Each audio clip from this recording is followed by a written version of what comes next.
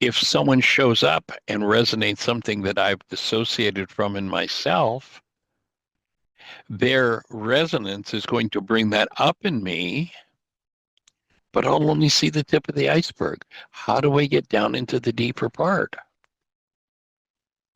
I cancel the goal that drives that perception. That perceptual construct collapses in on itself, and now I have access to that which I have refused to deal with in myself, that which I project onto others. So I cancel the goal not because I can't have it, not because I don't want it, not because there's something wrong with the goal. I cancel it because I recognize that if I load it in my mind, it shows me something in my mind of a painful nature that I've dissociated from. And it is my healing. And that is what was taught. And to me, it's just so genius. That is what was taught 2,000 years ago by the man named Yeshua as forgiveness. I cancel a goal. The data that's been recruited from my unconscious that forms this picture world that I think is out there, but is really painted by my mind on the inside of my eyeballs, that collapses. And when it collapses, it drops into its own footprint. And I now have access to my own unconscious mind. It's just an absolutely brilliant, brilliant piece of work. The same principle, and it's the only other place on the planet that I found it. The same tool, precisely as taught in the first century Aramaic, shows up in one other place on planet Earth, and that's A Course in Miracles. And over the years, I've worked with hundreds of Course in Miracles students, and I've never met one who knows what forgiveness is or how to forgive. But the Course is very specific, and it's precisely the same as the Aramaic. I did not understand it in the Course until I had the brain cells for it from the Aramaic. And then when I saw it, wow, here's the instruction on forgiveness from the Aramaic. Precisely, word for word. Let go all the things you think you want. What would that be? Your goal. You cancel your goal. What is Aramaic forgiveness? Cancel the goal that's driving the perception.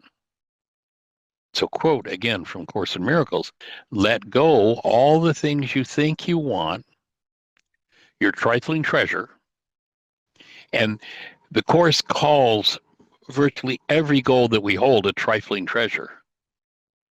Compared to the goal of living truly as a human being, living as conscious, active, present love, in relationship with conscious, active, present love, which the religions called God. It's the relationship we're designed for. Until we have that, everything else is baloney. Everything else is a trifling treasure. So the way the Course describes how to forgive, let go all the things you think you want, your trifling treasure put away, and leave a clean and open space within your mind. What happens when you cancel the goal? Everything that the goal recruited into activity when the goal is removed collapses. Now, what do you have? You have a clean and open 9-bit mind. There is nothing occupying the altar. The name of the conscious mind, another name for the conscious mind is altar, not ALTER, but not ALTAR, but ALTER is where you can alter or change content. Well, you don't just have the top bits of data formulated into a picture as a result of a goal. You've canceled that goal. You have access to underlying data, which you allow to come forward with the breath. And you remember in step 4 in the worksheet, what do we do first? You you bring forward in step 4 in the worksheet, you bring forward, tap into the active presence of love. If love is present and you cancel a goal, whatever is under the surface now is processed out. Remember, we define in this work processing as the ability to keep love conscious, active, and present when something less than love comes up. If love is present and a disintegrative or an off the mark quality of energy comes forward in the mind, that energy is unraveled and undone. And it is that unraveling that is forgiveness.